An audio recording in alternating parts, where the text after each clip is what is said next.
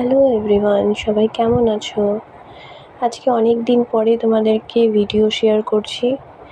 তো যাই হোক, আজকে আমাদের বাড়িতে দুজন অতিথি আসবেন, তো তার জন্য একটু প্রিপারেশন নেওয়া হচ্ছে। ফ্রাইড রাইস আর চিলি চিকেন বানাবো আমরা। তো আমি এই যে চাল ধুচ্ছি আর আমার যা বসে বসে সবজি কাটছে। তো যাই হোক, বাড়িতে অতিথি আসলে কিছুটা সময় রান্নাঘরেই চলে যায়। তাদের সাথে গল্প আড্ডা করার সময়টুক এমন মানে বিশেষ করে গৃহিণীদের একটু কমই পাওয়া যায়।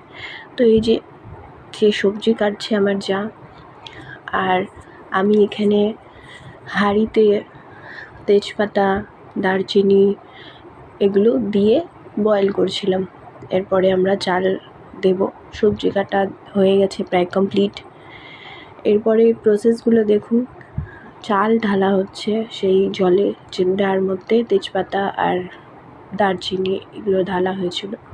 এরপরে এই যে মাংসগুলো আছে, ছোটো ছোটো ছোটো পিস করে কর্নফ্লাওয়ার, হলুদ, লবণ দিয়ে মেখে এগুলো পকোড়ার মতো ভাজা হবে প্রথমে।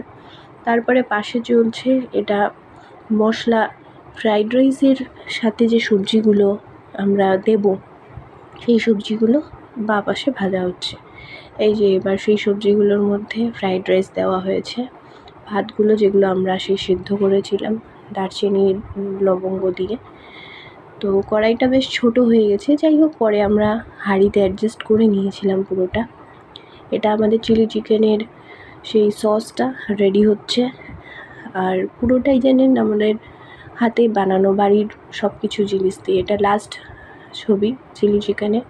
আর এটা আমাদের ফ্রাইড রাইস। কেমন হয়েছে তোমরা অবশ্যই জানাবে, কমেন্ট করবে। বাই, ভালো থেকো সবাই।